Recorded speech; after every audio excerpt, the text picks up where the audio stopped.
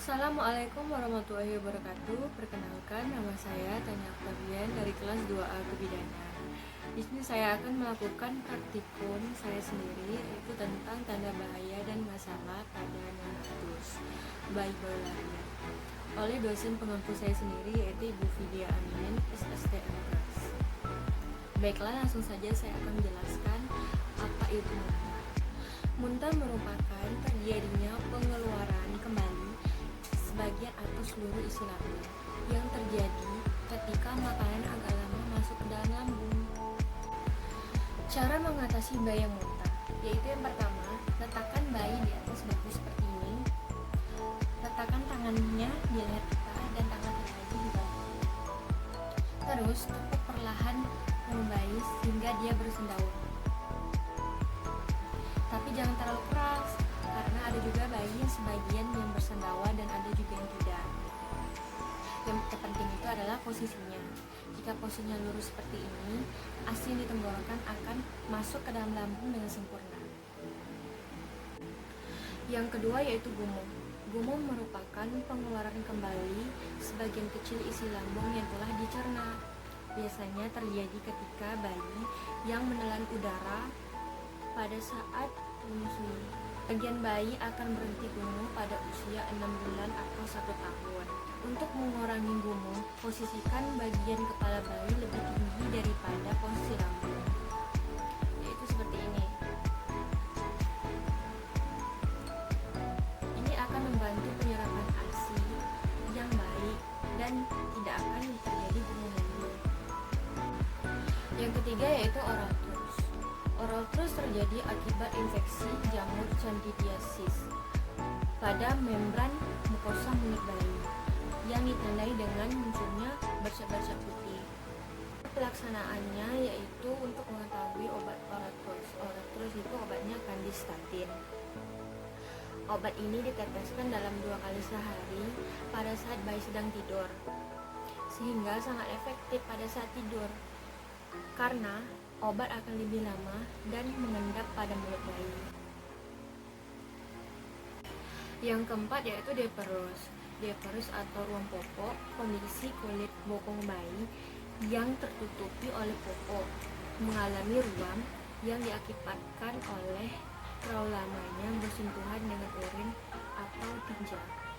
Baiklah, cara untuk mengatasi ruam popok tersebut yaitu dengan cara krim cotton baby. Krim ini dioleskan merata ke ruam tersebut usai mandi maupun sebelum memakai popok. Ingat, cuma menggunakan krim ini saja. Yang kelima yaitu bisul. Bisul yang terjadi pada kulit bayi ditandai dengan munculnya benjolan yang bersinar. Cara untuk mengatasi bisul bisa dengan 2 cara, yaitu yang pertama dengan cara dikompres, yang kedua dengan cara antiseptik. Nah, yang pertama dengan cara dikompres, kita kompres bayi dengan daerah bisul. Yang pertama kita kompres daerah bisul dengan baik dan benar seperti ini.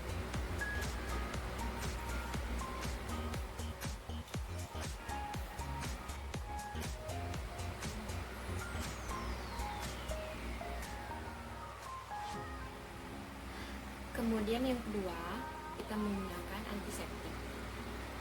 Letakkan di daerah bisul, kemudian dibersihkan. Yang keenam adalah miliarisis.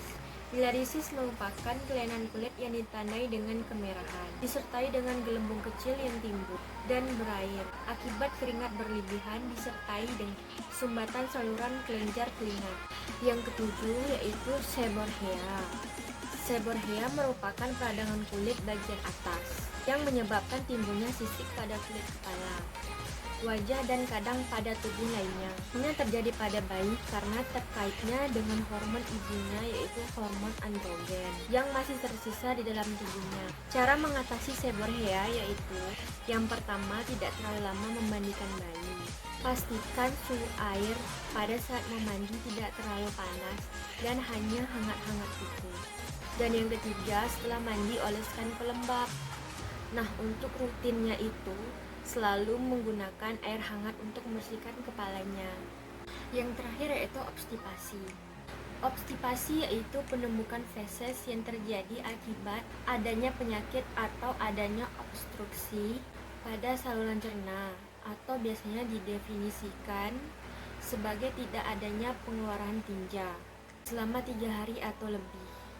Baiklah, cara mencegah terjadinya obstipasi. Baiklah, cara untuk mengatasi obstipasi yaitu yang pertama yaitu ajak beraktivitas. Apabila bayi belum bisa berjalan, kita bisa menggerakkan kakinya dengan bersepeda seperti begini.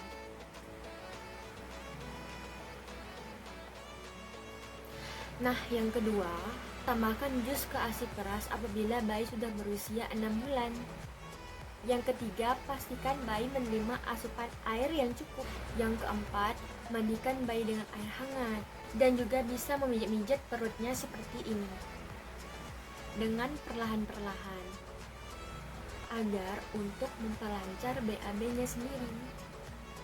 Baiklah, sekian dari video saya. Sampai ketemu di video yang nanti ya. Bye-bye.